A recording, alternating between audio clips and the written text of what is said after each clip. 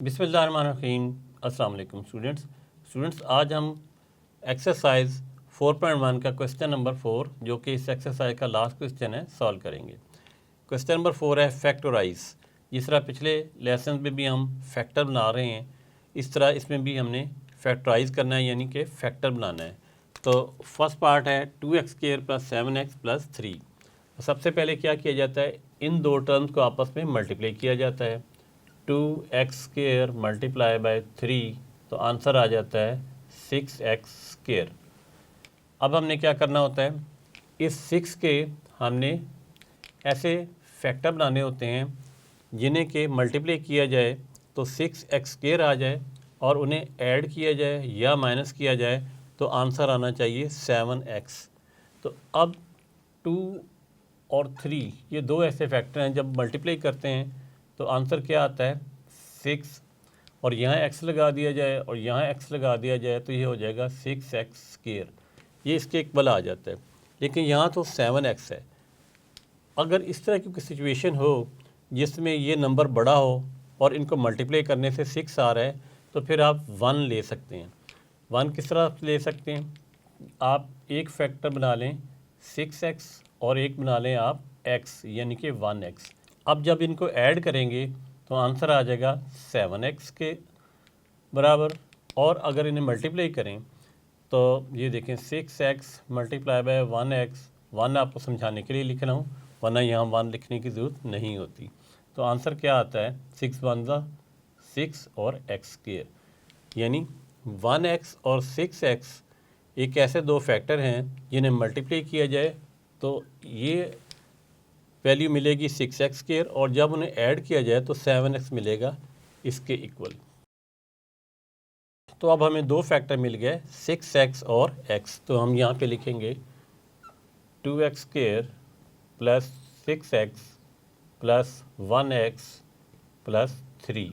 1 लिखने की ज़रूरत नहीं है, लेकिन सिर्फ़ और सिर्फ आपको समझाने के लिए यहाँ पे 1 लिखा जा रहा है। यहाँ पे कॉमन लिया जाता है, 2 कॉमन है क्योंकि 2 इसको डिवाइड करेगा, इसको भी डिवाइड करता है।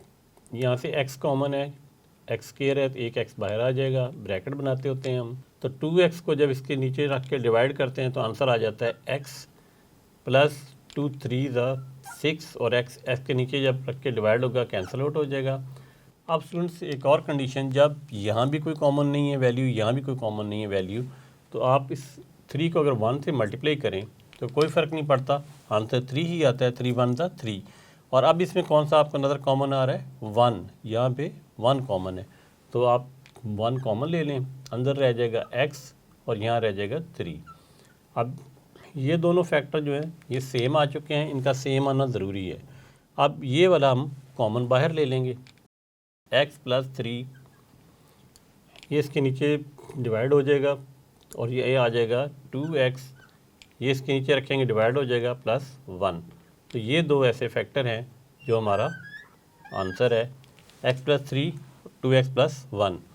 नेक्स्ट है पार्ट नंबर 2। पार्ट नंबर 2 क्या है, 2x² + 11x + 15। तो सबसे पहले क्या करना है, इन दोनों फैक्टर्स को आपस में मल्टीप्लाई करना है। तो यहाँ मल्टीप्लाई करते हैं 2x² + 15, आंसर आ जाएगा 30x²। अब हमने क्या करना है, इस 30 के दो ऐसे फैक्टर बनाने हैं जिन्हें प्लस किया जाए या माइनस किया जाए तो आंसर 11x आए। अब 30 चूँकि बड़ी वैल्यू है तो इसके साइड पे भी इस तरह फैक्टर बनाए जा सकते हैं, 2 1 2 2 5 10। अब देखें कि 15 और 2 का फ़र्क क्या होता है 13, जबकि यहाँ पे क्या है 11। इसका मतलब है इसे मज़ीद सॉल्व किया जाएगा, 3 5 15। अब आप स्टूडेंट देखें 2 3 6, इनको साइड पे मल्टीप्लाई किया जाए, 6 और 5 ऐसे दो फैक्टर हैं जिन्हें ऐड किया जाए तो 11 आता है। तो हमने यहाँ पे लिखना है 6x और 5x। अब देखें इनको मैं ऐड करता हूँ तो आंसर क्या आता है 11x, और जब इन्हीं दोनों फैक्टर को मैं मल्टीप्लाई करता हूँ तो मेरा आंसर क्या आएगा 6 5 30, और x को x से मल्टीप्लाई करते हैं तो क्या आ जाएगा x², 30x²। ये भी इसके इक्वल आ गया, और इनको ऐड करते हैं तो ये इसके इक्वल आ गया। ये दो कंडीशन का सेटिस्फाई होना ज़रूरी है। अभी हम लिखते हैं 2x² plus 6x plus 5x plus 15। अब आप देखें स्टूडेंट्स के इन दोनों को ऐड करते हैं तो 11 ही बन रहा है। 6 और 5 कितना होता है 11। तो अब कॉमन लेना होता है, 2 कॉमन लेते हैं, इधर से x भी कॉमन है, ब्रैकेट बनेगी, ये इसके ऊपर डिवाइड होगा तो आंसर आ जाएगा x प्लस 2 3 ज़ा 6 और x बाहर कॉमन आ चुका है, प्लस इन दोनों टर्म्स के अंदर क्या कॉमन है 5, तो 5 यहाँ लिखेंगे, इसके नीचे डिवाइड करते हैं तो x बचेगा, इसके नीचे डिवाइड करते हैं तो 5 3 ज़ा 15।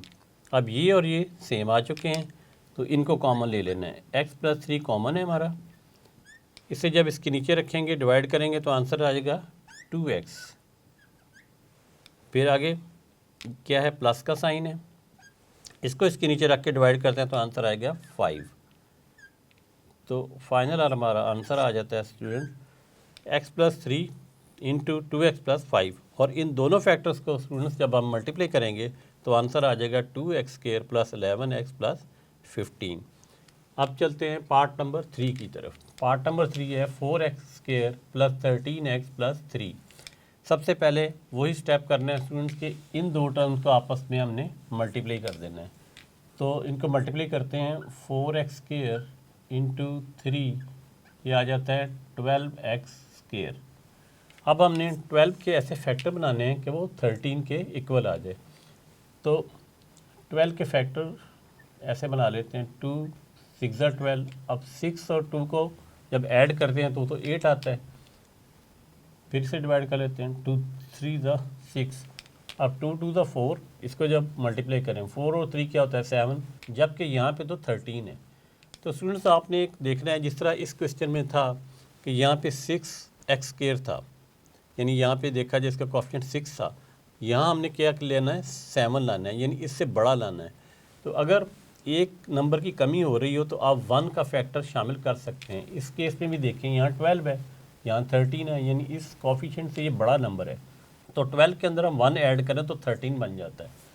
तो हम क्या करेंगे, लिखेंगे 12x प्लस 1x, 1 आपको समझाने के लिए लिख रहा हूँ, इनको जब ऐड करते हैं तो हो जाता है 13x, और इन्हीं को दोनों को जब हम मल्टीप्लाई करें 12x को 1x के साथ तो आंसर आता है 12x², यानी ये कंडीशन भी सेटिस्फाई हो गई।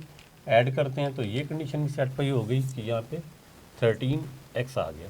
अब आपने ज़हन में रखना है कि जब भी ये नंबर आपका इस नंबर से छोटा हो तो आप 1 का फैक्टर शामिल कर लिए करें, तो ये आपका नंबर पूरा हो जाएगा, यानी इसकी वैल्यू पूरी बन जाएगी। अब सॉल्व करते हैं, 4x² plus 12x plus 1x plus 3, इनको ऐड करते हैं क्या बन जाएगा 13x। अब स्टूडेंट सबसे पहले कांस्टेंट में से कॉमन निकाला जाता है। कांस्टेंट में कॉमन है 4, इधर x है इधर x² है, एक x कॉमन आ जाएगा, ब्रैकेट बनाते हैं, इसको इसके नीचे रख के डिवाइड किया जाता है, 4 4 से कैंसिल आउट हो गया, एक x से कैंसिल आउट हो गया, तो यहाँ बच जाएगा x प्लस, अब 4 3 ज़ा 12 और ये x बाहर कॉमन आ चुका है, प्लस अब देखें यहाँ पे 1x और प्लस 3, इस केस में इस तरह यहाँ भी ये था, देखें 1x प्लस 3, तो मैंने एक इसके साथ मल्टीप्लाई किया 1, आपको समझाने के लिए ये 1 में लिख रहा हूँ, वरना आपने खुद से भी अपने अंदाजे से ये सॉल्व कर लेना है। तो यहाँ पे कॉमन क्या आता है 1 आता है, ज़हन में रखना है कि यहाँ 1 कॉमन आता है जब दोनों ये डिफरेंट नंबर हो, तो यहाँ पे अंदर आ जाएगा x प्लस 3, ये सेम है ये सेम है, इन दोनों का सेम होना ज़रूरी है। अब ये कॉमन ले लेते हैं x प्लस 3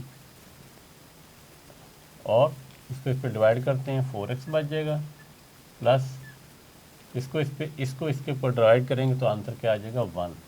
तो यही हमारा इस केस में आंसर है। नेक्स्ट नंबर 4 पे है 3x² प्लस 5x प्लस 2। सबसे पहले क्या करना है, इसको हमने इसके साथ मल्टीप्लाई करना है, यह हो जाएगा 3x² इंटू 2 क्या आ जाएगा 6x²।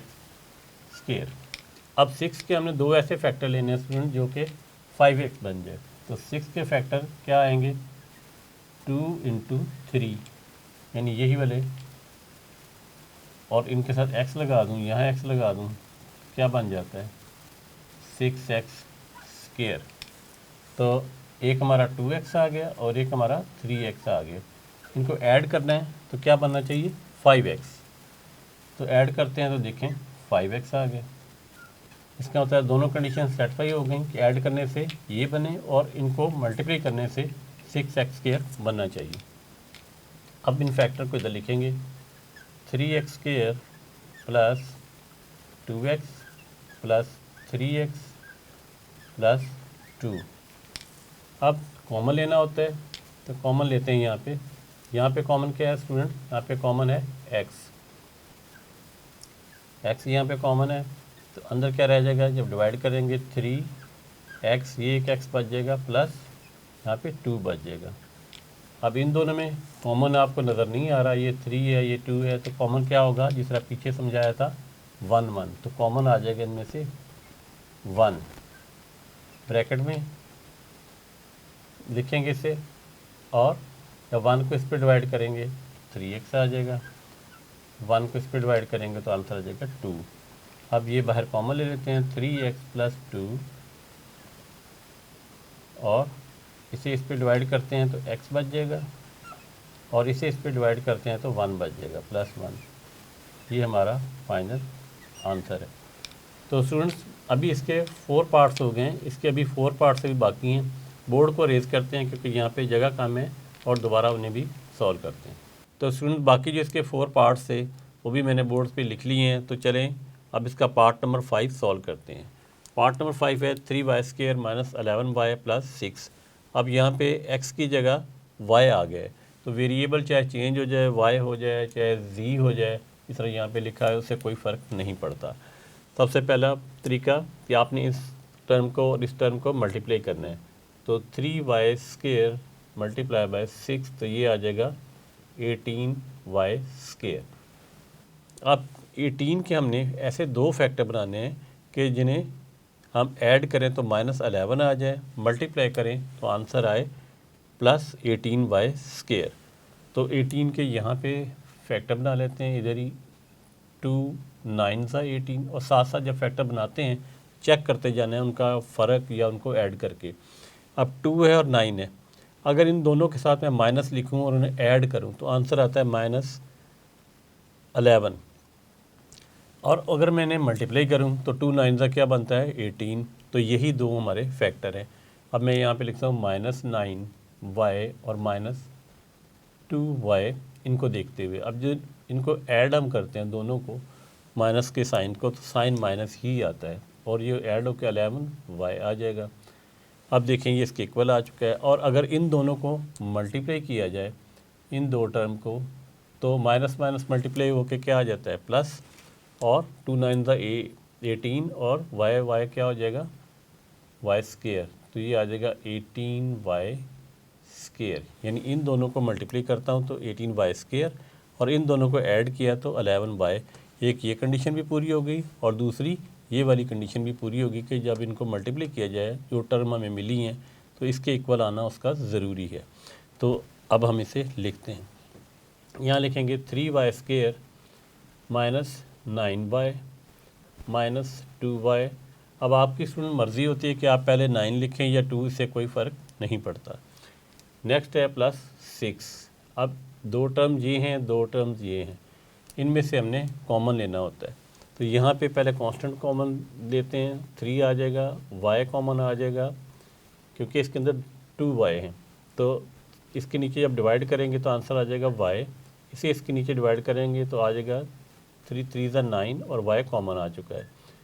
यहाँ पे जब माइनस हो और प्लस हो तो आपने माइनस कॉमन लेना है, माइनस कॉमन लिया और 2 कॉमन आएगा क्योंकि 2 इसे डिवाइड कर रहा है, इसको भी डिवाइड कर रहा है। ब्रैकेट बनाएंगे तो यहाँ पे रह जाएगा y और प्लस माइनस क्या होता है माइनस आ जाएगा, यहाँ पे 2 3 6 हो जाएगा।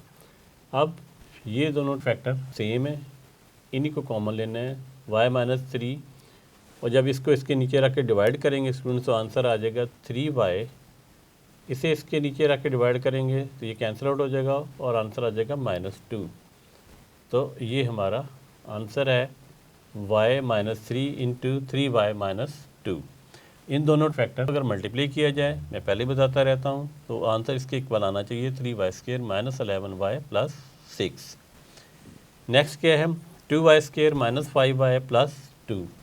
अब पहले की तरह इन दो टर्म को मल्टीप्लाई हमने करना है, तो यहाँ पे मल्टीप्लाई कर देते हैं 2y² इंटू 2, आंसर आता है 4y²। अब स्टूडेंट्स 4 के ऐसे दो फैक्टर बनाने हैं जो कि 5 के इक्वल आए।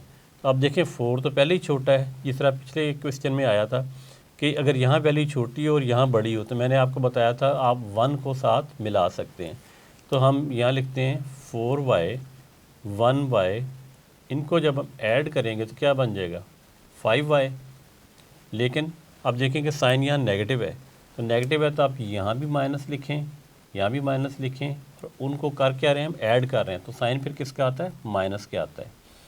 तो माइनस 5y ये हो गया, और इन दोनों को जब मल्टीप्लाई करें, यहाँ पे minus 4y into minus 1y, 1 आपको समझाने के लिए लिख रहा हूँ, माइनस माइनस मल्टीप्लाई होके प्लस हो जाता है, प्लस हो जाता है, और y मल्टीप्लाई होके y क्या हो जाएगा स्क्वायर, और साथ ये 4 भी आ जाएगा, ये वाला 4, तो आंसर आ जाएगा 4y²। अब देखें ये कंडीशन भी सेटिस्फाई हो गई कि मल्टीप्लाई करने से आना चाहिए 4y² और ऐड करने से आना चाहिए माइनस 5y, तो ये भी इसके इक्वल आ गए। तो स्टूडेंट इसका मतलब है कि हमारे जो दो फैक्टर बने, एक ये है और एक ये है। यहाँ पे लिखते हैं 2y² minus 4y minus 1y plus 2। अब इसमें से कॉमन क्या है, 2 और y भी कॉमन है, इसके नीचे रख के डिवाइड करेंगे तो आंसर आएगा y, माइनस इससे 2 को 4 पे डिवाइड करें, 2 2 ज़ा 4, y बाहर आ चुका है। यहाँ पे आप देखें स्टूडेंट्स, पहले क्वेश्चन में भी कहा था आंसर कि यहाँ 1 है यहाँ 2 है, तो फिर इनमें कॉमन क्या है, यहाँ y है यहाँ पे y नहीं है, तो यहाँ आप मल्टीप्लाई 1 कर दें और अपनी या ज़हन में रखें, आपने खुद से 1 लगा सकते हैं। तो यहाँ पे आपको मैं समझाने के लिए यहाँ पे 1 लिखता हूँ, यहाँ लिखता हूँ, ताकि आपका कॉन्सेप्ट क्लियर हो जाए।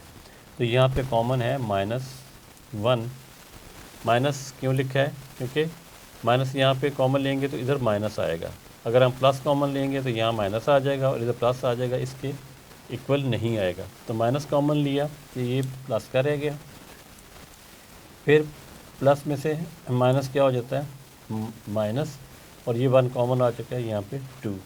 अब इसी -1 को अगर अंदर मल्टीप्लाई करें तो क्या आ जाएगा -y, और -1 प्लस 2, तो ये इसके इक्वल है। तो अब इसमें से ये कॉमन लेते हैं, y माइनस 2 यहाँ पे डिवाइड करेंगे तो ये आ जाएगा 2y, और ये से इस पे डिवाइड करेंगे आ जाएगा -1। ये इसका आंसर है फाइनल। नेक्स्ट हमारे पास पार्ट नंबर 7 है, 4z² माइनस 11z प्लस 6। अब y की जगह z आ गया है, लेकिन इससे कोई फ़र्क नहीं पड़ता, तो इस टर्म को इससे मल्टीप्लाई करना है। तो यहाँ पे लिखते हैं 4z² इंटू 6, तो ये आ जाएगा 24z²। अब 24 के हमने ऐसे दो फैक्टर बनाने हैं, दो पार्ट बनाने हैं, जिन्हें हम ऐड करें तो -11 आए। तो यहाँ पे बना लेते हैं 24, 2 से डिवाइड करते हैं सबसे छोटे प्राइम नंबर, 2 1 ज़ा 2, 2 2 ज़ा 4। अब देखना होता है यहाँ पे कि 12 का और 2 का कोई फ़र्क देखें, यानी माइनस करें 10 आता है, ऐड करें तो 14 आता है, तो इसका मतलब 11 के इक्वल नहीं है। फिर हम आगे चलते हैं, 2 6 ज़ा क्या होता है 12। अब 6 के और 2 2 ज़ा 4, इसको मल्टीप्लाई करते हैं, मैंने पहले भी आपको बताया था। 4 और 6 क्या होते हैं स्टूडेंट्स, वो 10 होते हैं, तो 11 फिर भी नहीं बन रहा। नेक्स्ट देखते हैं, 2 3 ज़ा 6, अब इसको भी साथ मल्टीप्लाई में शामिल कर लें, 2 2 ज़ा 4, 4 2 ज़ा 8, 8 और 3 क्या होते हैं स्टूडेंट, 8 और 3 होते हैं 11। ये जो साथ वाले फैक्टर बनते हैं, इनको आप मल्टीप्लाई करके और इसको साथ मिला के आप चेक कर सकते हैं। तो इनका बनता है मल्टीप्लिकेशन करने से 8, यहाँ पे 8 आ जाता है, मल्टीप्लाई करते हैं ये 3, 8 और 3 को जब ऐड किया जाए और दोनों के साइन माइनस रखे जाएँ तो -11 आता है। तो ये कंडीशन तो पूरी हो गई। तो अब हम देखते हैं क्या -8 और -3 इनको अगर मल्टीप्लाई करें तो क्या आता है, वो आता है +24। तो ये देखें +24 भी आ गया। तो अब हम फैक्टर बना लेते हैं, -8z -3z, इनको ऐड करते हैं तो आंसर आएगा -11z, और इन्हीं को मल्टीप्लाई किया जाए तो आंसर आएगा 24z² इसके इक्वल। तो अब हमें फैक्टर मिल चुके हैं, यहाँ पे लिखते हैं 4z² -8z -3z और +6। अब हमने इसमें से और इसमें से एक एक फैक्टर कॉमन लेना होता है। अब हम इनमें से एक एक नंबर कॉमन लेना होता है। यहाँ से क्या कॉमन है, 4 और z, इस पे डिवाइड करेंगे तो आंसर आ जाएगा z, इसे इस पे डिवाइड करेंगे तो आंसर आ जाएगा -2 और z ये बाहर आ चुका है। अब नेक्स्ट क्या है, या माइनस हो प्लस हो, तो मैंने बताया है माइनस आपने कॉमन लेना है ताकि अंदर पहली टर्म जो है प्लस की बने, या जिस तरह ये प्लस की है। तो उसके बाद 3 कॉमन आएगा, ब्रैकेट बनाएंगे, यहाँ पे क्या रह जाएगा z, और प्लस माइनस माइनस होते हैं, 3 2 ज़ा 6। अब ये दोनों सेम बनने चाहिए, ये सेम बन चुके हैं, ये बाहर कॉमन आ जाएगा, ये आ जाएगा z -2 कॉमन, इसे इसके नीचे रख के डिवाइड किया जाता है तो आंसर आता है 4z। नेक्स्ट है माइनस, इसे इसके नीचे रख के डिवाइड किया जाता है, कैंसल आउट हो जाएंगे ये दोनों, तो आंसर आ जाएगा 3। तो ये हमारा इसका फाइनल आंसर है। नेक्स्ट नंबर 8 पे है 6 + 7x - 3x²। अब इसकी थोड़ी तरतीब चेंज है, तो इससे आपने परेशान होने की कोई ज़रूरत नहीं है। आपने ये कांस्टेंट वाली टर्म और x² वाली टर्म इन्हीं को मल्टीप्लाई करना होता है। तो इसको मल्टीप्लाई कर देते हैं तो आंसर आ जाएगा 6 × -3x² = -18x²। अब 18 के हमने ऐसे दो फैक्टर बनाने हैं जिन्हें हम ऐड करें तो आंसर आना चाहिए 7x, या माइनस करें तो आंसर आना चाहिए 7x प्लस के साथ। तो हम यहाँ पे 18 के फैक्टर बनाते हैं, 2 9 ज़ा 18। अब 9 और 2 को अब देखें तो 9 में से अगर हम 2 को माइनस करें तो 7 आ जाता है, इसका मतलब यही दो हमारे फैक्टर हैं। अब यहाँ पे हम लिखेंगे 9x, इसको प्लस का रख लेते हैं और -2x रखते हैं यहाँ पे ऐसे, तो आंसर क्या आ जाएगा +7x। तो ये देखें इसके इक्वल आ गए। अब इन दोनों को हमने मल्टीप्लाई करना होता है ताकि दूसरी कंडीशन भी सेटिस्फाई हो, यानी कि वो इसके इक्वल भी आना चाहिए। तो 9 2 ज़ा क्या होता है 18, और प्लस माइनस माइनस, और x को जब मल्टीप्लाई करें तो पावर क्या हो जाती है x²। ये देखें ये भी इसके इक्वल आ गए। तो अब हमें जो दो फैक्टर मिले हैं वो है 9x और -2x। अब यहाँ पे लिख लेते हैं हम, 6 वैसे ही आएगा तो पहले लिख देते हैं +9x -2x, सॉल्व करते हैं तो 7x बन जाता है, और -3x² वैसे ही आ जाएगा। अब स्टूडेंट्स हम देखते हैं ये कांस्टेंट है और ये कांस्टेंट है, वेरिएबल है। अब इसमें से इसमें क्या कॉमन है, कॉमन है 3, ब्रैकेट बनाएंगे, 3 2 ज़ा 6 +3 3 ज़ा 9, यानी हम इसके नीचे रख के डिवाइड कर रहे हैं, ये x वैसे ही आ जाएगा। अब जब दो माइनस हों तो आपने माइनस कॉमन ले लेना है, और 2 और 3 है ये तो कॉमन नहीं आएंगे, इधर x है x² है, इसका मतलब है एक x कॉमन आएगा, यहाँ x लिखेंगे, फिर माइनस कॉमन आ चुका है तो अंदर रह जाएगा 2, फिर ये माइनस कॉमन आ चुका है तो अंदर आ जाएगा आपका प्लस, और इस x² के ऊपर जब x को डिवाइड करेंगे तो आंसर आएगा सिर्फ x, और 3 वैसे ही है साथ, ये हो जाएगा 3x। ये दोनों देखें फैक्टर सेम है, इसका मतलब है ये सही जा रहा है क्वेश्चन। 2 + 3x कॉमन आएगा, इसको इसके नीचे रख के डिवाइड करना है तो आंसर क्या आ जाएगा हमारा 3, ब्रैकेट बना के लिखना है, इसको इसके नीचे रख के डिवाइड करते हैं तो आंसर क्या आएगा, माइनस वैसे ही लिखें, आंसर आ जाएगा x। तो हमारा यही फाइनल आंसर है 2 + 3x × 3 - x, और अगर दोनों फैक्टर्स को मल्टीप्लाई किया जाए तो आंसर ये आना चाहिए। तो उम्मीद करता हूँ स्टूडेंट आपने ये क्वेश्चन अच्छे तरीके से समझ लिया होगा। नेक्स्ट लेसन में हम एक्सरसाइज 4.2 को स्टार्ट करेंगे, तब तक के लिए अल्लाह हाफ़िज़।